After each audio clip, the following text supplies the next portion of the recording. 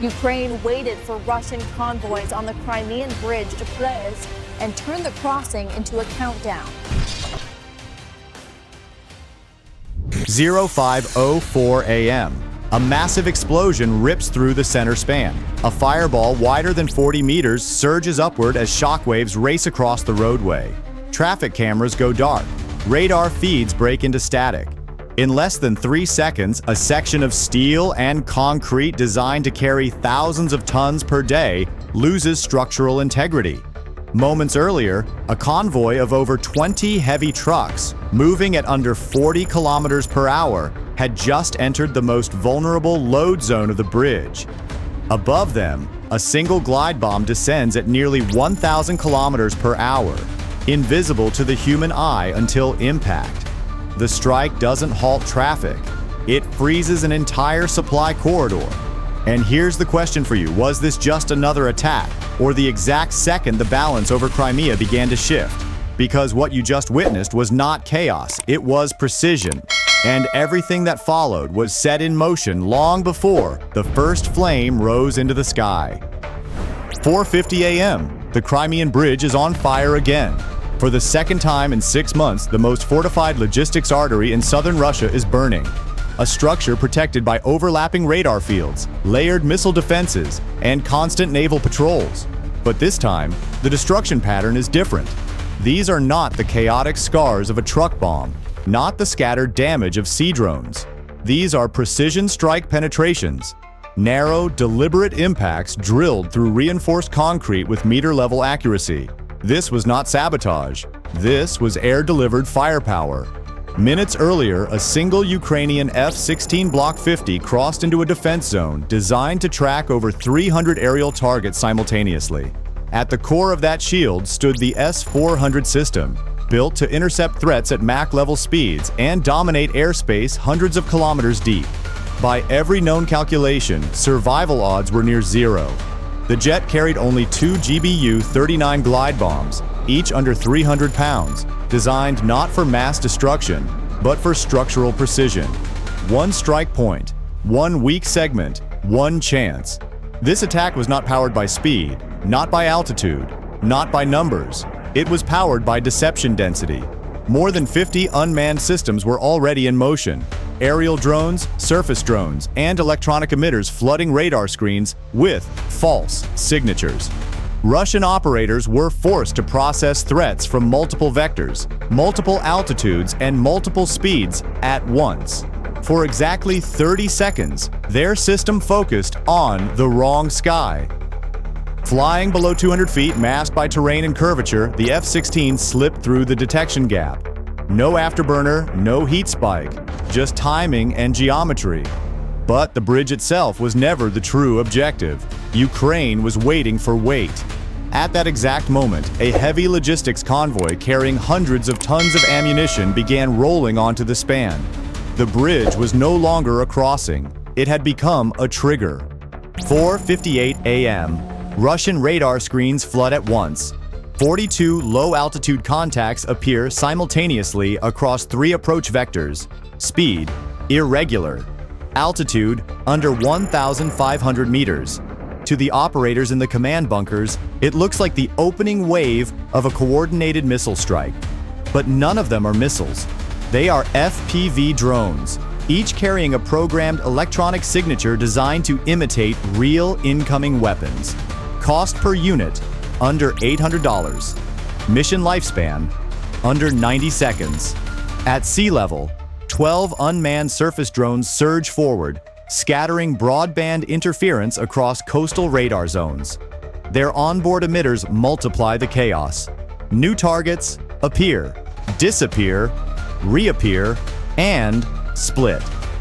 Russian defense systems suddenly face over 60 simultaneous tracks. Target confidence drops below 40%. Decision time falls to under 3 seconds per contact.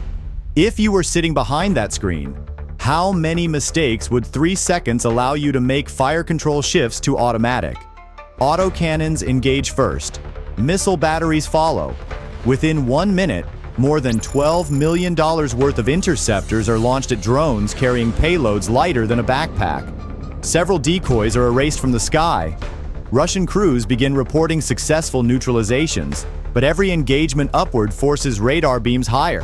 Every tracking cycle pulled skyward leaves the sub-200-foot blind zone beneath the horizon untouched. This is the trade Ukraine planned. Cheap signal for priceless attention. As drone numbers fall from 42 to 19, Russian systems begin to stabilize. Operators believe the attack is collapsing. Some weapons crews even start reloading. That belief lasts less than 15 seconds. Because as the final decoys fade from the sky, a new movement begins below them. Silent, fast, and finally visible. And in the next chapter, the deception ends. A real aircraft is about to rise into full radar view, with no cover left and no second chance. 05:03 a.m. The drone swarm collapses. Radar noise thins. False contacts vanish one by one. Russian air defense systems begin resetting target filters. For the first time in minutes, their screens are almost clean. That is the opening. Below the radar horizon, a single Ukrainian F-16 races across the sea at 190 feet, velocity climbing past 900 kilometers per hour. No afterburner, no visible heat spike, just cold thrust and timing measured to the second. The pilot is flying inside a geometric blind zone created by Earth's curvature and sea level radar placement. At 14 kilometers from the bridge, Russian tracking probability drops below 15%. At 5:03, the jet begins its climb. In less than 3.4 seconds, altitude surges from 190 feet to 2,100 feet. The aircraft breaks through the radar shadow in a near-vertical pop-up maneuver. Every Russian sensor in the sector snaps toward the same point in the sky. The pilot does not level off. He continues climbing. On the bridge deck below, a stalled logistics column finally receives clearance to move. 22 heavy transport trucks, each carrying compressed artillery stocks, roll forward in tight formation. Combined payload weight exceeds 480 tons. The convoy accelerates directly onto the most fatigue-damaged section of the span. At 05:03, targeting locks. 2 GBU-39 glide bombs separate cleanly from the pylons. Wing kits deploy in under 0.6 seconds. Guidance activates immediately. One bomb tracks the convoy's center mass. The second drifts wider, correcting for crosswind at 17 knots. Russian air defense commanders react instantly. A long-range interceptor launches from the eastern battery. Burn time, under 5 seconds. Terminal velocity exceeds Mach 5. The missile seeker prioritizes the highest threat object in the airspace. It switches targets. At 5:03, the interceptor strikes one glide bomb mid-flight. The warhead fragments at altitude. One munition is eliminated. The second bomb continues alone. Only inertial navigation and final phase optical correction. While Russian systems prepare a second launch, the surviving bomb descends through smoke layers, slipping beneath reacquisition thresholds. At 5:04, it reaches terminal phase, and the bridge becomes the target again. 05:04 a.m. The final glide bomb drops through layered smoke, descending at over 320 meters per second. Its guidance system ignores flares, ignores debris, and corrects for a 17-knot crosswind with micro-adjustments measured in centimeters. On the bridge deck, the convoy is fully committed.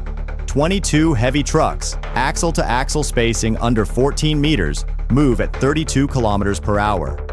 Their combined payload exceeds 480 tons of tightly packed artillery munitions, fuel charges, and propellant containers.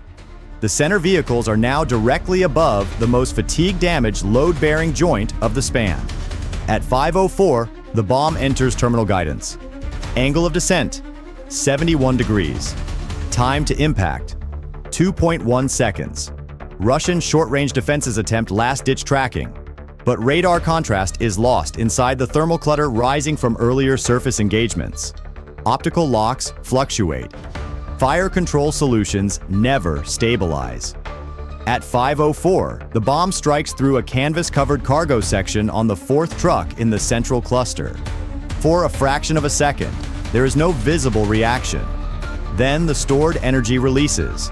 The initial detonation triggers a rapid sympathetic chain across multiple vehicles. Over 200 tons of stacked explosive material transitions in under 120 milliseconds. The pressure front moves faster than structural load calculations ever anticipated. Steel does not bend. It fails instantly. Temperatures spike beyond 2,900 degrees Celsius within the core of the blast zone. The asphalt surface loses integrity. Reinforced beams shed load capacity in seconds. The shock front drives vertically into the primary support section beneath the convoy. At 0504, a 310-foot segment of the roadway undergoes full structural collapse. The span twists on its axis and drops several meters, locking itself into a permanent deformity. The rail superstructure above absorbs the shock seconds later. Track alignment shifts beyond recovery tolerances. Power lines snap free. Load paths disappear. In less than 9 seconds, the bridge loses its ability to carry heavy traffic in either direction. Not disabled, not restricted, structurally severed. And far out over the sea, still at low altitude and high speed, the F-16 continues outbound, its mission already irreversible. 0504 a.m.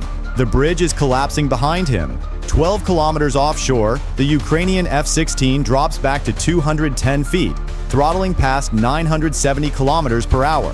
The aircraft is now inside the most dangerous phase of the mission, the escape, where every surviving sensor is finally free to hunt a real target. Russian long-range radar begins to reacquire. Tracking probability rises from 18% to 61% in under 4 seconds. At 0504, a second interceptor launches. Burn time, 4.6 seconds terminal speed. Over Mach 5, intercept window, less than 11 seconds. The pilot executes a low-altitude brake turn at 7.9 G. Countermeasures deploy in program sequence.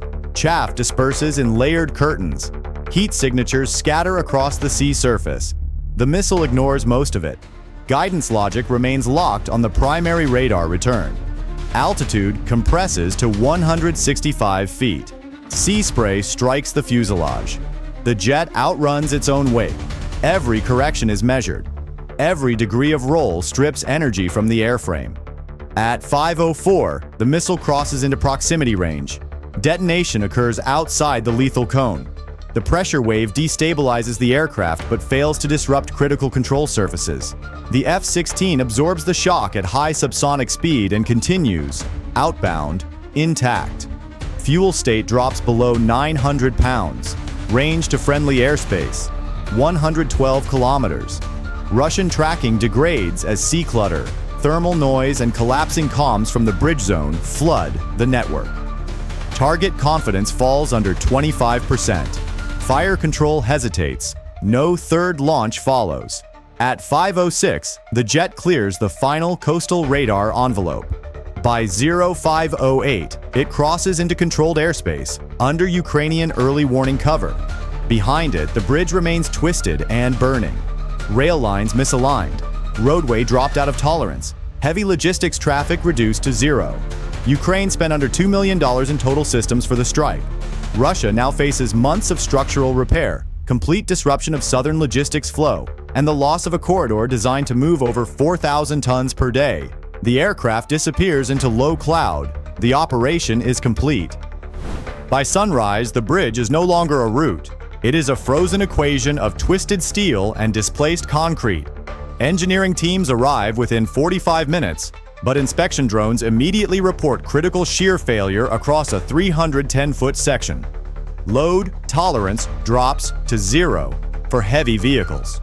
Rail alignment deviation exceeds 140 millimeters, far beyond emergency correction limits. No armored convoys, no ammunition trains, no fuel columns. Logistics flow across the southern corridor collapses in under 1 hour. Satellite analysis later estimates that over 430 tons of stored munitions were lost in the strike zone. Replacement throughput from alternate routes falls short by over 70%.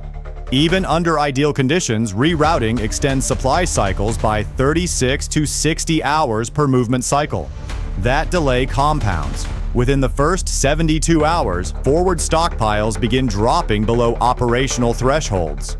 Artillery scheduling tightens. Fuel rationing begins. Reserve redistribution is activated prematurely. All of it triggered by a single glide bomb. Financial impact assessments move just as fast. Emergency stabilization alone crosses $190 million. Full structural recovery projections exceed $470 million, not including the cost of lost material, stalled operations, or forced redeployment of air defense assets. Ukraine's total expenditure for the operation remains below $2 million.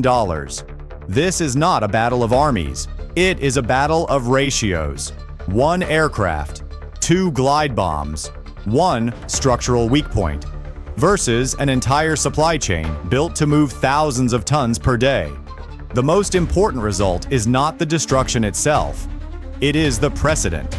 Because once a structure designed to be untouchable is broken this cleanly, every similar corridor becomes a question instead of a certainty. From this point forward, no bridge is just a bridge. It is a time-based liability. And somewhere beyond the horizon, planning has already moved to the next number in the sequence. Because the strike is over, but the equation is not. The smoke over the bridge will fade, the twisted steel will eventually be cut away, and engineers will return to measure what remains. But what won't disappear is the message this strike delivered to the entire battlefield. This wasn't about firepower. It wasn't about numbers. It was about timing, deception, and a single moment when the system blinked. One gap in the shield, one convoy in motion, one outcome that reshaped an entire supply network. And now, the question is no longer if it can happen again, but where the next silent calculation is already being made. So let me ask you, was this a turning point, or just the opening move of a longer campaign? Do you believe control over Crimea is now truly under threat, or will the balance shift again just as fast? Share your perspective in the comments. And if you follow the hidden mechanics behind modern warfare, make sure you stay with us for what comes next.